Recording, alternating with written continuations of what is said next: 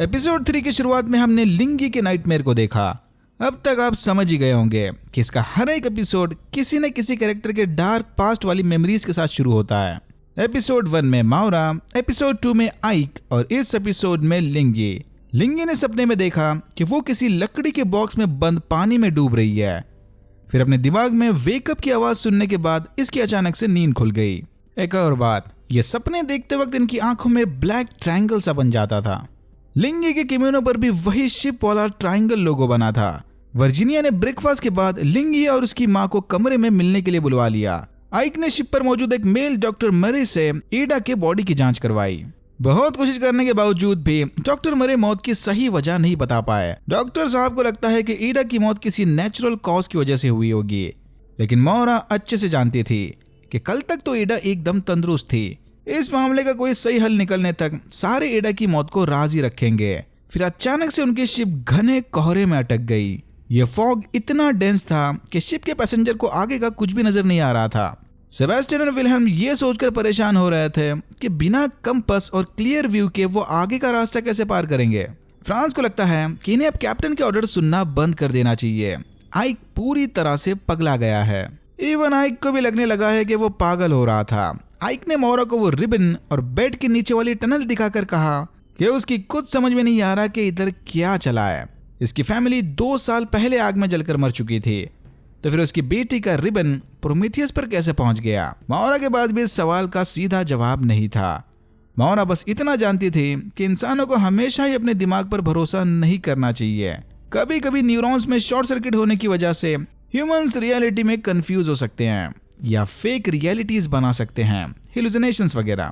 आइक का मानना था कि प्रोमीथियस के कैप्टन ने जरूर शिप के फाइनल अपडेट्स अपनी लॉग बुक में लिखकर रखे होंगे। शायद उस लॉग बुक को पढ़कर इन्हें प्रोमीथियस पर हुए इंसिडेंट के बारे में कुछ इन्फॉर्मेशन मिल जाए। वर्जीनिया लिंग को रूम में बुलाकर उसकी बॉडी चेक करने लगी। जल्दी वर्जीनिया समझ गई कि लिंगी एक वर्जिन है, यानी उसका शक बिल्कुल सही निकला।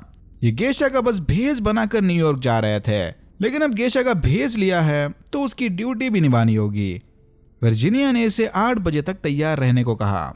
लिंगी के पास दूसरा कोई ऑप्शन नहीं था। सेबेस्टियन और फ्रांस के मना करने के बावजूद भी आइक माउरा के साथ फिर से प्रोमीथियस की ओर चला गया। ये देखकर फ्रांस और सेबेस्टियन ने डिसाइड किया कि जब कैप्टन को अपने शिप की नहीं पड़ी तो ये कैप्टन की बातें क्यों सुने। फिर इन दोनों ने कैप्टन के खिलाफ जाकर डिसीजन लेने की प्लानिंग शुरू कर दी। फ्रांस के जाने के बाद सेबेस्टियन ने चुपके से टेलीग्राफ वाला कोड स्टीम पंक मशीन में एंटर कर दिया। ये भाई साहब की कुछ अलग ही खिचड़ी पक रही है। फिर हमने देखा कि वो बच्चा ब्लैक पिरामिड लेकर माउरा के बेड के नीचे चला गया। प्रोमीथियस जाते वक्त माउरा ने आइक को बताया कि कुछ साल पहले हुए एक मिसकैरेज की वजह से वो अब कभी मां नहीं बन सकती। माउरा ने इंग्लैंड में अपना सब कुछ खो दिया था, इसीलिए वो वापस उस जिंदगी में जाने से डरती है। लिंगी ने उसकी मां को बताया कि वर्जीनिया उनका सीक्रेट जान चुकी है कि वो किसी और गेशा की जगह लेकर शिप में सफर कर रही थी।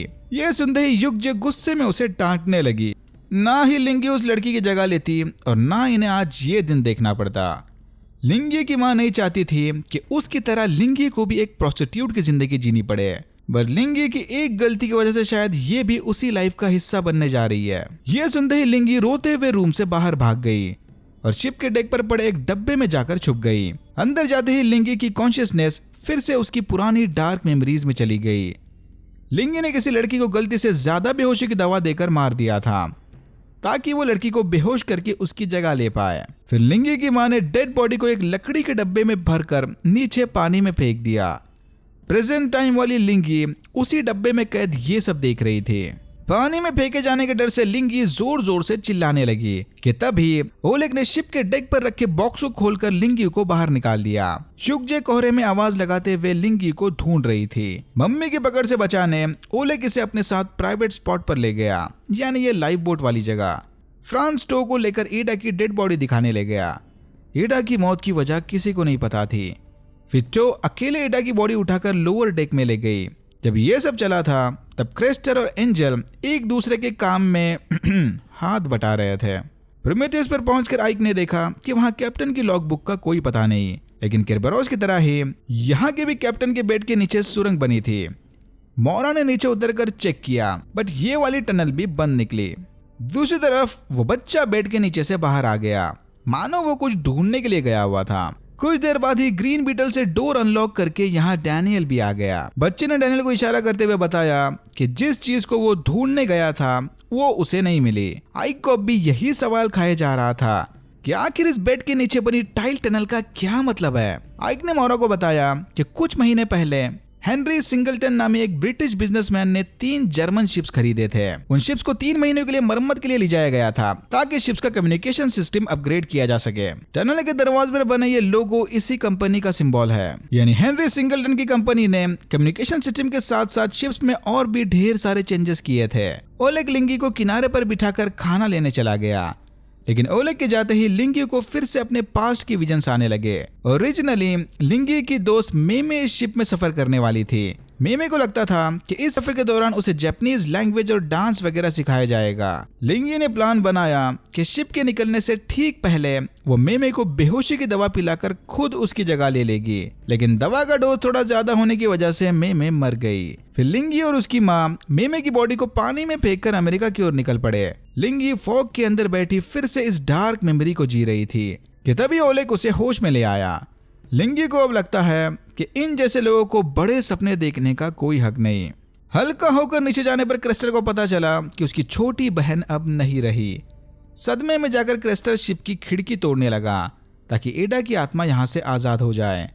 टो ने किसी तरह से उसे समझाते हुए शांत कर दिया। लोअर डेक से निकलकर फ्रांस ने देखा कि ऊपर कुछ और पैसेंजर बिल्कुल एडा की तरह ही मरे पड़े थे। आइक मोरा को लेकर प्रोमीथियस के इंजन रूम में चला गया, जहां कंपनी ने ये स्पेशल मशीन इंस्टॉल की हुई थी। कंपनी ने बताया था कि इस मशीन का काम स्टीम प्रेशर को मेजर करके उसे ब्रिज तक पहुंचाने का था, लेकिन इस मशीन ने कभी काम नहीं किया। आइक को शक है कि शायद इस मशीन का असली मकसद कुछ और ही होगा। तभी मोरा की नजर पास के फर्नेसेस पर पड़ी। इसे लगता है कि शायद प्रोमेथियस के पैसेंजर ने डेड बॉडीज को फर्नेसेस में जलाया होगा। फिर आइक और मोरा फर्नेसेस में डेड बॉडी के रिमेन्स ढूंढने लगे। फर्नेस की छानबीन करते वक्त आइक को जली हुई लॉगबुक मिली। सिर्फ पैसेंजर लिस्ट को छोड़कर बाकी सारे पेजेस जल गए थे। पैसेंजर लिस्ट को पढ़ते ही आइक ने फौरन वो कागज अपने जेब में डाल दिया। आइक ने ये लिस्ट वाली बात मोरा से भी छुपा के रखी। लिंगी ने रूम में जाकर अपनी माँ को बताया कि वो अब अपने पहले क्लाइंट से मिलने के लिए तैयार है। क्लेमेंस के रूम में होने की वजह से लूशियन दवाई लिए बिना ही वर्जीनिया से मिलने चला गया। लिंगी के साथ अपॉइंटमेंट फिक्स करने के बदले लूशियन ने उसे पैसे दिए।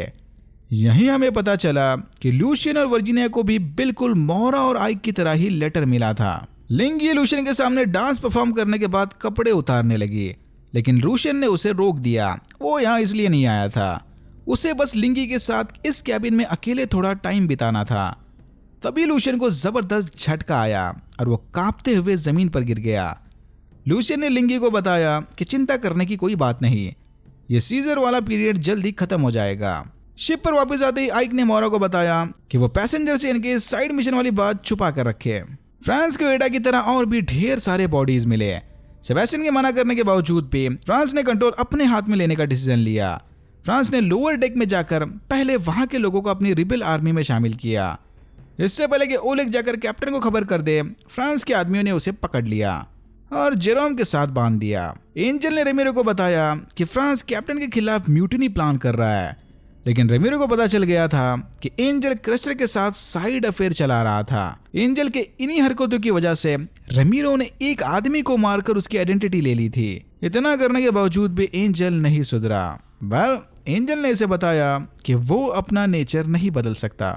ये सुनते ही रेमिरो गुस्से में कमरे से बाहर चला गया ताकि वो जाकर कैप्टन को फ्रांस के बारे में बता सके। आइक रूम में बैठा प्रोमीथियस के पैसेंजर लिस्ट को देख रहा था। सरप्राइजिंगली उस लिस्ट में मोरा का नाम था, इसीलिए इंजन रूम में इसने मोरा से ये बात छुपाए रखी।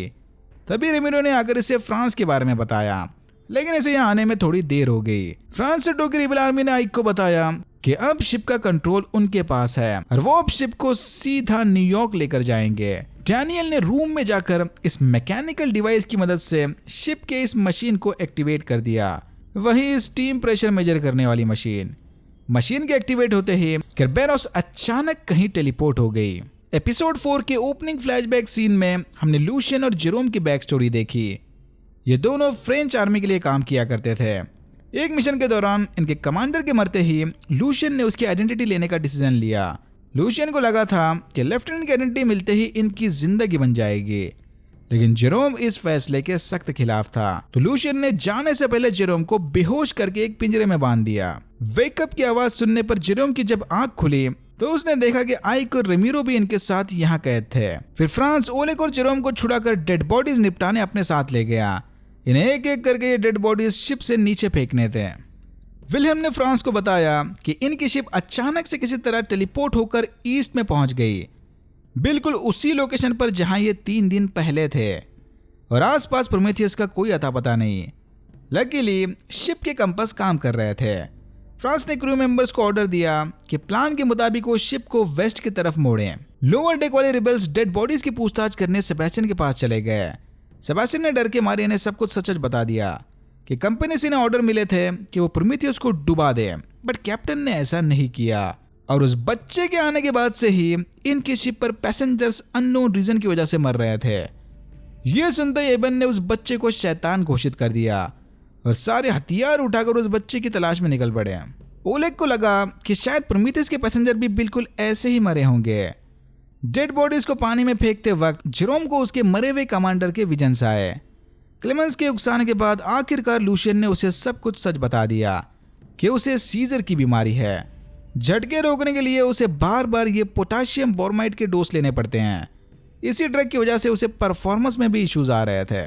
लूशियन की बीमारी अब एकदम लास्ट स्टेज पर है, यानी इसके पास ज्यादा टाइम नहीं बचा। तभी इसकी नजर ड्रॉअर में रखे मेडल पर पड़ी।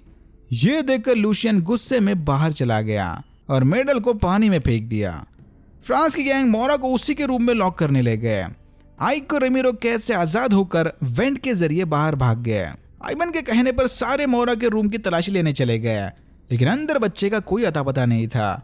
ये अब एक एक करके सारे पैसेंजर के कैबिन चेक करेंगे। रिबल्स ने मोरा को उसी के रूम में लॉक कर दिया।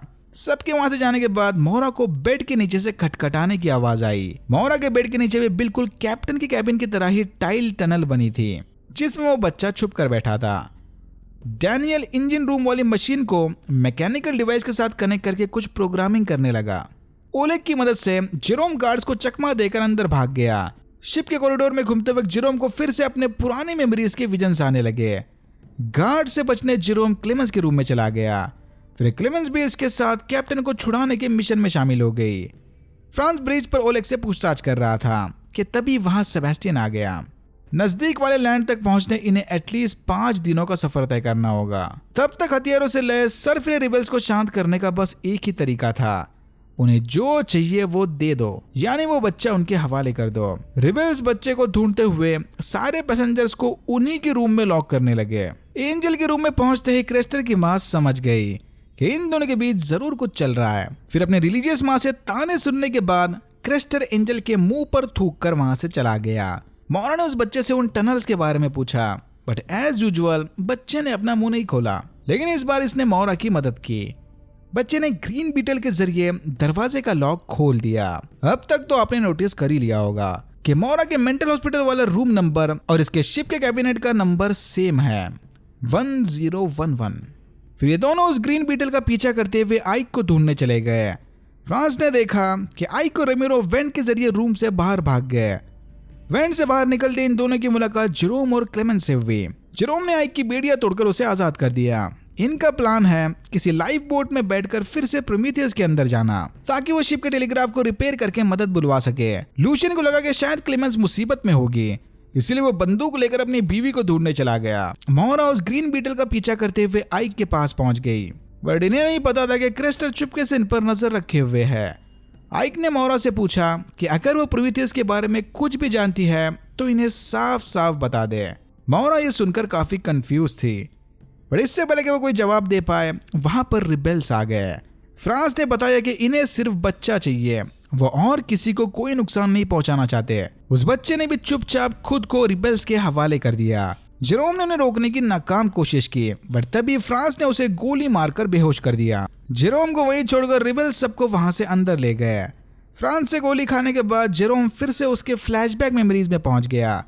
नई आइडेंटिटी लेकर फ्रांस जाने से पहले लूशियन ने उसे ये मेडल दिया था। लूशियन जेरोम को आजाद तो नहीं कर सकता, लेकिन ये मेडल जेल में जेरोम के जरूर काम आएगा। जेरोम ने लूशियन को रोकने की आखिरी कोशिश की, बट वो उसे फिर से पंच मारकर चला गया। होश आने पर जेरोम ने देखा कि वो डेक पर अकेला पड़ा था। गोली जेरोम के लेफ्ट हैंड पर लगी थी।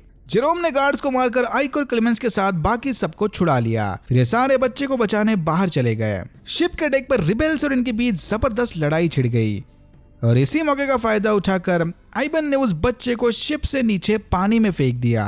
बच्चे के पानी में गिरते ही सबने लड़ाई बंद कर दी। डैनियल मोरा को लेकर अंदर चला गया। लूशियन क्लेमेंस को जेरोम के साथ देखकर काफी कंफ्यूज था। लूशियन जेरोम को गन दिखाकर क्लेमेंस को अपने साथ ले गया।